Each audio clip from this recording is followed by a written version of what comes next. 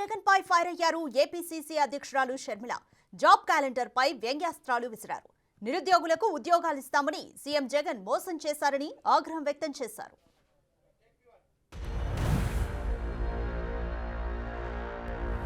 ప్రతి సంవత్సరము job calendar అన్నారు. ప్రతి జనవరి 1st జాబ్ క్యాలెండర్ ఇస్తామన్నారు. ప్రతి 10 సాక్షి క్యాలెండర్ ఇవ్వడం తప్పితే జాబ్ క్యాలెండర్ కదా దేవుడేరు. ఎక్కడొచ్చిందండి జాబ్ క్యాలెండర్? ప్రజా తరగతి ఇంటర్ కు ఎట్లయితే పరీక్షలు పెడతారో జాబ్ క్యాలెండర్ లో మేము ముందే అనౌన్స్ చేస్తాము, అదే డేట్స్ లలో పరీక్షలు పెడతాము, భర్తీలు చేస్తామని ఎన్ని కబుర్లు చెప్పారు. అన్ని నీటి మీద రాతలైపోయాయి.